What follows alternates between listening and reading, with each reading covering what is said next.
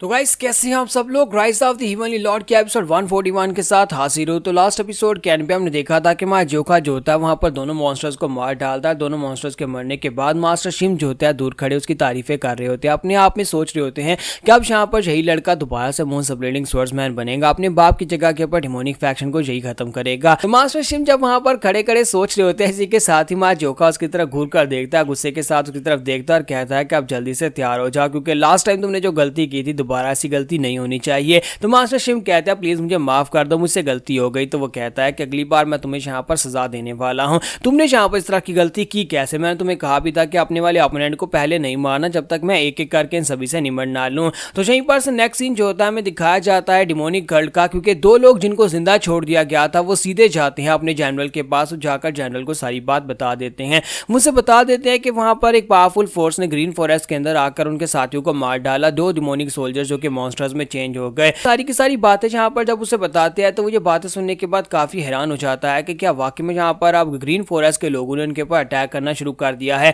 यानी green forest के लोगों ने कुछ यहाँ पर दो डिमोनिक सोल्जर्स और उसके अलावा बाकी के डिमोनिक सोल्जर्स जो कि बाकी के स्ट्रॉन्ग होल्ड्स के ऊपर थे उनको मार दिया है। तो इसका मतलब है कि ली महवा भी इस बात से काफी गुस्सा होने वाली है। जब ली महवा को इस बारे में पता चलता है तो वो कहती है कि जल्दी से जाओ, जाकर अपने सभी के सभी सोल्जर्स को इकट्ठा करो। आज का इसका मतलब है कि ग्रीन फॉरेस्ट के लोगों ने हमारे ऊपर अटैक करना शुरू कर दिया और हमारे एलीट वॉरियर्स को भी मार दिया गया और साथ में हमारे डिमोनिक सोल्जर्स को मार दिया गया है। अगर ऐसी बात है तो फिर मुझे भी यहाँ पर आगे बढ़ना होगा, जहाँ पर ग्रीन फॉरेस्ट की परवाह करने की जरूरत नहीं है। हमने पहले सोचा था कि ग्रीन फॉरेस्ट के ऊपर अटैक नहीं करेंगे। तो इसी के साथ एक लड़का उनसे कहता है कि मैम प्लीज हमें माफ करिएगा, लेकिन हम लोगों ने चेक कर लिया है कि हमारे जितने भी स्ट्रॉन्ग होल्ड्स के ऊपर हमारे साथी थे वो सारे के सारे मर चुके हैं। यहाँ तक कि उनमें से 4 डिमोनिक सोल्जर्स भी मर चुके हैं। सिर्फ हमारे नहीं बल्कि इसके साथ दूसरी तरफ से यानी कि मास्टर दूसरे जनरल के साथी भी मरे हैं, उनमें से भी कुछ डिमोनिक सोल्जर्स मरे हैं। तो उन लोगों को मारने वाला जो बंदा है उसका नाम जियोन जोखा है, जो कि इस वक्त ग्रीन फॉरेस्ट का मेन पेट्रोल ऑफिसर है। तो ली महवा कहती है कि क्या उसका नाम जियोन जोखा है, लेकिन क्या ग्रीन फॉरेस्ट के लोग वाकई में डिमोनिक फैक्शन के खिलाफ खड़े हो चुके हैं?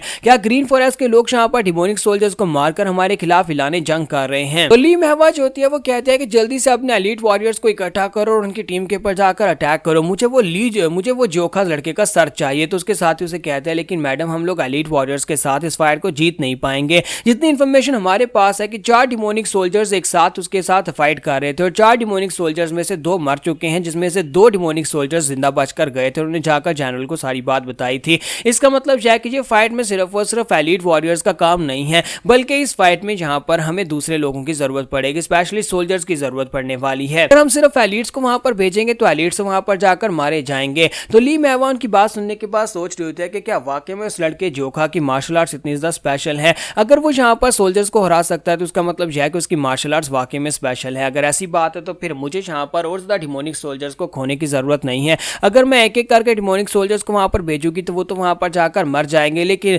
डिमोनिक कर्ल के लोगों को यहाँ पर और भी ज्यादा स्ट्रॉन्गर बनाने के लिए और यहाँ पर अपने लोगों का बदला लेने के लिए मुझे ये करना पड़ेगा। लगता है कि मुझे खुद ही ये करना पड़ेगा। ली महवा उन लोगों से पूछते हैं कि मुझे एक बात बताओ कि क्या हम लोगों ने स्वर्ड किंग को मार डाला था? क्योंकि स्वर्ड किंग के ऊपर जब उन्हें अटैक किया था उसके बाद जख्मी हालत में वहां से भाग निकला था। तो उसके साथ ही उसे कहता है जी मैडम, जब आपने उसके ऊपर अटैक किया था बुरी तरह से वो जख्मी था, हमने उसका पीछा किया था, वो एक क्लिफ के ऊपर जाकर अटक गया था और वहां पर जाकर भी हमने उसे बहुत ही बुरी तरह जख्मी किया था। उसकी बॉडी के अंदर 4 तीर धंसे हुए थे, साथ ही उसकी बॉडी के ऊपर फाइनल स्ट्राइक मैंने लगाई थी। जब मैंने उसकी बॉडी के ऊपर फाइनल स्ट्राइक लगाई थी तो उसके वाइटल पॉइंट्स हिट हुए थे, उसके बाद वो क्लिफ के ऊपर से नीचे गिर गया था। ये अफसोस की बात है कि हम उसकी बॉडी को ढूंढ नहीं पाए, लेकिन ये बात कंफर्म है कि वो बच नहीं सकता। जिस तरह से उसकी बॉडी के ऊपर जख्म थे वो कभी नहीं बच सकता, वो मर चुका है। इसलिए हमें स्वर्ड किंग के बारे में सोचने की जरूरत नहीं है, हमें बस यहाँ पर उसकी फैमिली से खतरा है, क्योंकि इसके 2 बच्चे, उसकी एक बेटी और बेटा, वो भी जियोन जोखा की टीम का हिस्सा है और वो लोग यहाँ पर इस वक्त ग्रीन फॉरेस्ट के अंदर जितने भी डिमोनिक सोल्जर्स, डिमोनिक वॉरियर्स हैं सभी से निमट रहे हैं। तो ली महवा उन लोगों से कहते हैं कि हमें तो लगा था कि अगर हम लोग जाकर नैमगोंग फैमिली के स्वर्ड किंग को रास्ते से हटा देंगे तो उसके बाद कोई भी यहाँ पर इतना स्ट्रॉन्गर नहीं बचेगा जो कि हमारे प्लान्स में बाधा बन सके, लेकिन अब यहाँ पर वारयोंग मैनर के और नैमगोंग फैमिली के बचे कुछ बच्चे जो हैं वो यहाँ पर हमारे सामने आकर खड़े हो गए हैं और मुश्किल क्रिएट कर रहे हैं। मैं इस बात को इतनी आसानी से इग्नोर बिल्कुल भी नहीं कर सकती। तो वो अपने लोगों से कहते हैं कि फोर्सेस को इकट्ठा करो, सभी लोगों को जैंग रिवर हेडक्वार्टर्स में इकट्ठा होने का कहो। तो उसके साथ ही हैरान होकर कहता है कि इस बात का क्या मतलब है? क्या आप उनके ऊपर जाकर अटैक करने वाले हैं? क्या आप ग्रीन फॉरेस्ट के ऊपर अटैक करेंगी? तो वो उसे कहती है कि हाँ, मुझे लगता है कि इस काम को और ज्यादा नहीं लटकाना चाहिए, क्योंकि ग्रीन फॉरेस्ट के लोगों ने हमारे ऊपर अटैक कर दिया। इसका मतलब उन्हें पता है कि हमारे लोग उनके ग्रीन फॉरेस्ट के बेसिस के अंदर घुसे हुए थे। तो हमारे पास यहाँ पर अब ग्रीन फॉरेस्ट को खत्म करने के अलावा और कोई रास्ता नहीं है। जबकि सेम टाइम के ऊपर वुडेंग माउंटेन का सीन दिखाया जाता है। वुडेंग माउंटेन के ऊपर एक वैली के अंदर जहां पर कोई आता जाता नहीं है, एक पीसफुल जगह के ऊपर एक मास्टर को दिखाता है कि वहां पर बैठा प्रैक्टिस कर रहा होता है, वो अपनी ब्रीथिंग टेक्निक को मास्टर करने की कोशिश कर रहा होता है। तो ये मास्टर नैमगुंग होते हैं, यानी मास्टर नैमगुंग जो कि स्वर्ड किंग है, वो वहां पर बैठे बैठे अपनी जख्मों को हील करने की कोशिश कर रहे होते हैं और साथ ही वहां पर गुस्से के साथ सामने की तरफ देखते हैं, यानी कि वो अपना बदला लेने के लिए तैयार हो रहे हैं। तो यहीं पर नेक्स्ट सीन जो होता है हमें जैंगजी रिवर के स्ट्रॉन्ग होल्ड के पास का दिखाया जाता है। जैंगजी रिवर के अंदर इनका एक स्ट्रॉन्ग होल्ड होता है जहां पर ली महवा और उसके साथी आकर छुपे हुए हैं,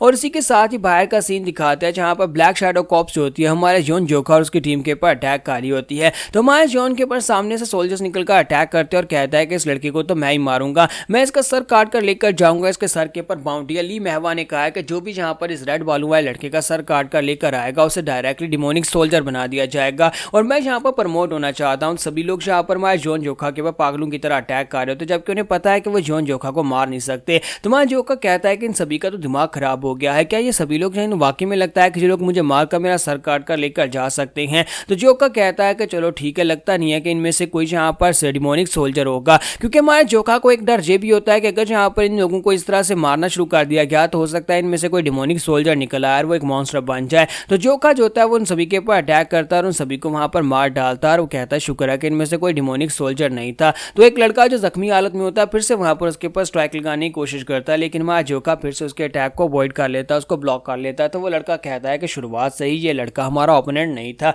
यानी कि हम लोग इस लड़के को हरा नहीं सकते, फिर मैडम ने यहाँ पर हम सभी को इसका सर काट कर लाने के लिए क्यों भेजा है। तो इसी के साथ ही हमारा जोखा उस लड़के को भी मार डालता है। तो मास्टर शिम उसके पास आते हैं और कहते हैं कि यहाँ पर तो कुछ ज्यादा ही कीड़े मकोड़े हैं, ये सारे के सारे डिमोनिक फैक्शन के लोग पता नहीं कहां से निकल कर आ रहे हैं। हमने ये सोचा नहीं था कि यहाँ पर हाइड आउट के करीब पहुंचने के बाद हमारे पर इस तरह से एम्बुश होगा। तो उसके साथी भी वहां पर आ जाते हैं और साथ ही डिमोनिक सोल्जर्स भी निकल कर आ जाते हैं, यानी कि और ज्यादा लोग निकल कर आ जाते हैं। तो जोखा जो था अपनी स्वर्ड मूविंग विल को यूज करता है और कहता है कि बस दुआ करो कि इनमें से कोई डिमोनिक सोल्जर ना हो, क्योंकि मैं इन सभी लोगों को मारने वाला हूँ। यहीं पर नेक्स्ट सीन जो होता है हमें हाइड आउट के अंदर का दिखाया जाता है जहां पर ली महवा बैठी होती है। ली महवा जब वहां पर बैठी होती है और इसी के साथ उसे मैसेज मिलता है और उनसे कहा जाता है कि हमारी माउंटेन के ऊपर अटैक होने वाला है, वो लोग 5 किलोमीटर दूर हैं, वो लोग हमारी तरफ ही आके बढ़े। अब हम लोग यहाँ पर से क्या करें, क्या हम लोग रीइंफोर्समेंट्स को बाहर भेजें, यानी कि वो अपने स्ट्रॉन्ग होल्ड के अंदर से लोगों को बाहर भेजे। तो ली महवा कहते हैं कि नहीं, अपने लोगों को बाहर भेजने की जरूरत नहीं है, उन लोगों को अपने स्ट्रॉन्ग होल्ड के अंदर आने दो, उन्हें अंदर आने के बाद दरवाजे बंद कर देना और उन्हें अंदर ही ट्रैप कर लेना, फिर उनको हम लोग आराम से मारेंगे।